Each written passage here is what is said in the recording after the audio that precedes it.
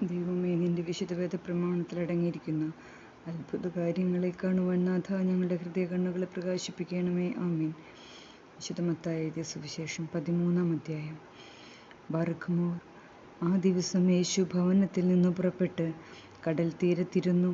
താൻ പടകിൽ കയറിയിരിക്കത്തക്കവണ്ണം വളരെയേറെ പുരുഷാരം തൻ്റെ അടുക്കൽ വന്നുകൂടി. ജനമെല്ലാം കടൽ തീരത്തു നിന്നു. താൻ ഉപമകളായി അവരോട് വളരെയേറെ സംസാരിച്ചു. കണ്ടാലും വിതയ്ക്കുന്നവൻ വിതയ്ക്കുവാൻ പുറപ്പെട്ടു. അവൻ വിതച്ചപ്പോൾ ചിലത് വഴിയരികിൽ വീണു. പക്ഷികൾ വന്നത് തിന്നുകളഞ്ഞു. മറ്റു ചിലത് വളരെയേറെ മണ്ണില്ലാത്തതായ പാറപ്പുറത്ത് വീണു. മണ്ണിന് ആഴമില്ലാതിരുന്നതുകൊണ്ട് അത് ഉടനെ തന്നെ മുളച്ചു. എന്നാൽ സൂര്യൻ ഉദിച്ചപ്പോൾ അത് വാടിപ്പോയി. അതിന് വേരില്ലാതിരുന്നതുകൊണ്ട് അത് ഉണങ്ങിപ്പോയി. മറ്റൊന്ന് മുള്ളുകൾക്കിടയിലാണ് വീണത്. മുൾച്ചെടികൾ വളർന്ന് അതിനെ ഞെരുക്കിക്കളഞ്ഞു. മറ്റൊന്ന് നല്ല നിലത്ത് വീണു. അത് 100, 60, 30 ഫലം പുറപ്പെടുവിച്ചു. കേൾപ്പാൻ ചെവിയുള്ളവൻ കേൾക്കട്ടെ. അനന്തരം ശിഷ്യന്മാർ തന്നെ സമീപിച്ചു തന്നോട്, അങ്ങ് ഇവരോട് ഉപമകളായി സംസാരിക്കുന്നത് എന്തുകൊണ്ട് എന്ന് ചോദിച്ചു. താൻ ഉത്തരമായി അവരോട്, സ്വർഗരാജ്യ രഹസ്യങ്ങൾ അറിയുവാൻ നിങ്ങൾക്കാണ് വരം നൽകപ്പെട്ടിട്ടുള്ളത്. അവർക്കോ നൽകപ്പെട്ടിട്ടില്ല. എന്തെന്നാൽ ഉള്ളവന് നൽകപ്പെടും, അവന് വർദ്ധിക്കുകയും ചെയ്യും. ഇല്ലാത്തവനിൽ നിന്നാകട്ടെ അവനുള്ളതുപോലും എടുക്കപ്പെടും. അവർ കണ്ടിട്ടും കാണാതെയും കേട്ടിട്ടും കേൾക്കാതെയും മനസ്സിലാക്കാതെയും ഇരിക്കുന്നത് കൊണ്ടത്രേ ഞാൻ അവരോട് ഉപമകളായി സംസാരിക്കുന്നത്. ഏശയ്യായുടെ പ്രവചനം ഇവരിൽ നിറവേറിയിരിക്കുകയാണ്. അതായത്, നിങ്ങൾ നിശ്ചയമായും കേൾക്കും, ഗ്രഹിക്കുകയില്ല. നിശ്ചയമായും നിങ്ങൾ കാണും, അറിയുകയുമില്ല. എന്തെന്നാൽ അവരുടെ കണ്ണുകൾ കൊണ്ട് കാണാതെയും ചെവികൾ കൊണ്ട് കേൾക്കാതെയും ഹൃദയം കൊണ്ട് തിരിച്ചറിയാതെയും അവർ മനം തിരിഞ്ഞിട്ട് ഞാൻ അവരെ സുഖപ്പെടുത്താതെയും ഇരിക്കത്തക്കവണ്ണം ഈ ജനത്തിൻ്റെ ഹൃദയം കഠിനമായിരിക്കുന്നു. അവരുടെ ചെവികൾ കൊണ്ട്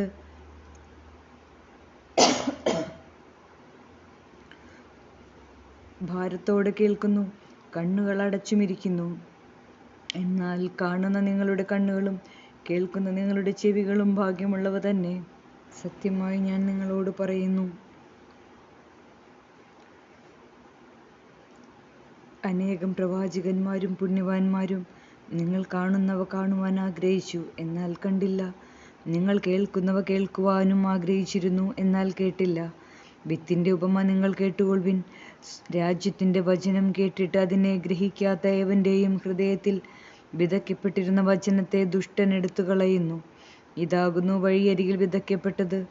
പാറപ്പുറത്ത് വിതയ്ക്കപ്പെട്ടതോ വചനം കേട്ട ഉടനെ സന്തോഷത്തോടെ ഇത് സ്വീകരിക്കുന്നവരാകുന്നു. അതിനവനിൽ വേരില്ല. എന്നാലോ താൽക്കാലികമത്രേ. വചനത്തെ പ്രതി ഞെരുക്കമോ പീഡനമോ ഉണ്ടാകുമ്പോൾ അവൻ പെട്ടെന്ന് ഇടറിപ്പോകുന്നു. മുള്ളുകളുടെ ഇടയിൽ വിതയ്ക്കപ്പെട്ടതാകട്ടെ, വചനം കേൾക്കുന്നു, എന്നാൽ ഈ ലോകചിന്തയും ധനത്തിന്റെ ആസക്തിയും വചനത്തെ ഞെരുക്കുന്നു. അത് ഫലശൂന്യമായി തീരുന്നു. നല്ല നിലത്ത് വിതയ്ക്കപ്പെട്ടതോ കേട്ട് ഗ്രഹിച്ചു ഫലം 100, 60, 30 മേനിയായി പുറപ്പെടുവിക്കുന്നതാകുന്നു. മറ്റൊരു ഉപമയും താൻ അവരോട് പറഞ്ഞു. തൻ്റെ വയലിൽ നല്ല വിത്ത് വിതച്ച മനുഷ്യനോട് സ്വർഗരാജ്യം സാമ്യമുള്ളതാകുന്നു. ആളുകൾ ഉറങ്ങിയപ്പോൾ അവൻ്റെ ശത്രു വന്ന് ഗോതമ്പുകൾക്കിടയിൽ കളകൾ വിതച്ചിട്ട് പോയി. ഞാറുകൾ വളർന്നു വിളഞ്ഞപ്പോൾ കളകളും കാണപ്പെട്ടു. ദാസന്മാർ വീട്ടുടയവനെ സമീപിച്ച് അവനോട്, അങ്ങയുടെ വയലിൽ നല്ല വിത്തല്ലയോ അങ്ങ് വിതച്ചത്? പിന്നെ അതിൽ കളകൾ ഉണ്ടായത് എവിടെ നിന്ന് എന്ന് ചോദിച്ചു. അവൻ അവരോട്, ശത്രുവായ മനുഷ്യനാണ് ഇത് ചെയ്തത് എന്ന് പറഞ്ഞു. ദാസന്മാർ അവനോട്, ഞങ്ങൾ പോയി അവയെ തെരഞ്ഞു പറിച്ചു കൂട്ടുന്നത് അങ്ങേക്ക് ഇഷ്ടമാണോ എന്ന് ചോദിച്ചു. അവൻ അവരോട്, നിങ്ങൾ കളകൾ ശേഖരിക്കുമ്പോൾ അവയോടുകൂടെ ഗോതമ്പിനെയും വേരോടെ പറിച്ചെന്നു വരാം. കൊയ്ത്തുവരെ അവ രണ്ടും ഒരുമിച്ച് വളർന്നു കൊള്ളട്ടെ. കൊയ്ത്തുകാലത്ത് കൊയ്ത്തുകാരോട് ഞാൻ പറയും, ആദ്യമേ കളകളെ തെരഞ്ഞ് ശേഖരിച്ച് ചുട്ടുകളയുവാൻ കെട്ടുകളായി കെട്ടുവിൻ. ഗോതമ്പാകട്ടെ എൻ്റെ അറപ്പുരകളിൽ ശേഖരിപ്പിൻ എന്ന്. മറ്റൊരു ഉപമയും താൻ അവരോട് പറഞ്ഞു. സ്വർഗരാജ്യം ഒരു മനുഷ്യനെടുത്ത് തൻ്റെ വയലിൽ വിതച്ച കടുകുമണിയോട് സദൃശ്യമാകുന്നു. അതെല്ലാ ചെറുവിത്തുകളിലും ചെറുതാകുന്നു. എന്നാൽ അത് വളരുമ്പോഴാകട്ടെ എല്ലാ ചെടികളെക്കാളും വലുതായി. ആകാശത്തിലെ പക്ഷി വന്ന് അതിൻ്റെ ചില്ലികളിൽ കൂട് കെട്ടത്തക്കവണ്ണം വൃക്ഷമായി തീരുന്നു. വേറൊരു ഉപമയും താൻ അവരോട് പറഞ്ഞു. സ്വർഗരാജ്യം ഒരു സ്ത്രീ എടുത്തു മാവ് മുഴുവൻ പുളിക്കുവോളം 3 അളവ് മാവിൽ അടുക്കി അടക്കിവെച്ച് പുളിമാവിനോട് സദൃശ്യമാകുന്നു. പുരുഷാരത്തോട് യേശു ഇവയെല്ലാം ഉപമയായി സംസാരിച്ചു. ഉപമ കൂടാതെ താൻ അവരോട് സംസാരിച്ചില്ല.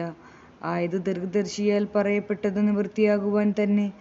അതായത്, ഞാൻ ഉപമകളോടെ അവരോട് എൻ്റെ വായ് തുറക്കും. ലോകസ്ഥാപനത്തിനു മുമ്പ് മുതലേയുള്ള നിഗൂഢ കാര്യങ്ങൾ ഞാൻ വെളിപ്പെടുത്തും. അനന്തരം യേശു പുരുഷാരത്തെ വിട്ട് ഭവനത്തിലേക്ക് വന്നു.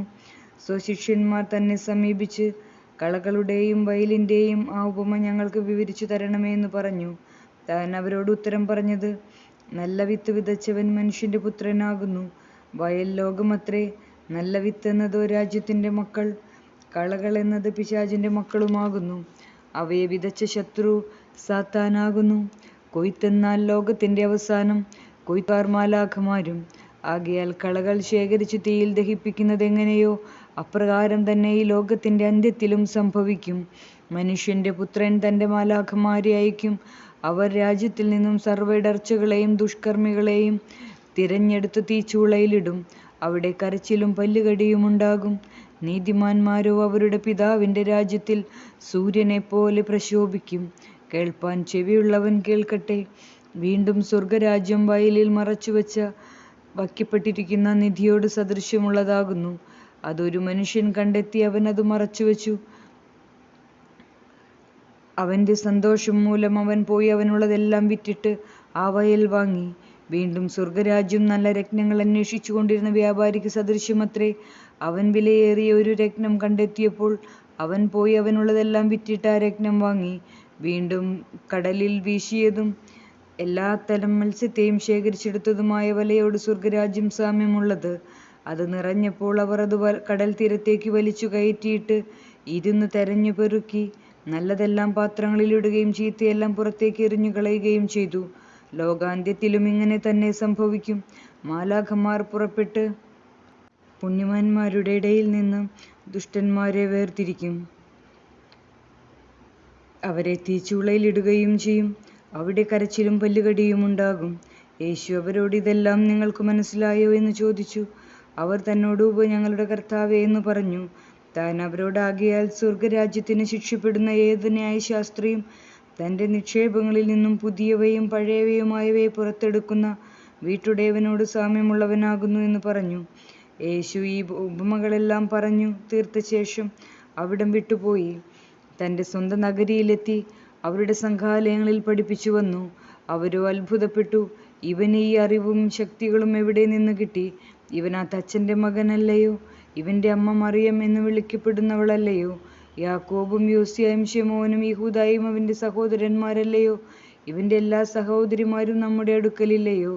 ആകയാൽ ഇവനിവയെല്ലാം കിട്ടിയത് എവിടെ നിന്ന് എന്ന് പറഞ്ഞ് തന്നിൽ വിരുദ്ധതപ്പെട്ടു നിന്നു. യേശു അവരോട്, തൻ്റെ സ്വന്തം നഗരത്തിലും തൻ്റെ ഭവനത്തിലുമല്ലാതെ അപമാനിതനായ ഒരു പ്രവാചകനുമില്ല എന്ന് പറഞ്ഞു. അവരുടെ അവിശ്വാസ നിമിത്തം താൻ അവിടെ ഏറെ അത്ഭുതങ്ങൾ പ്രവർത്തിച്ചില്ല.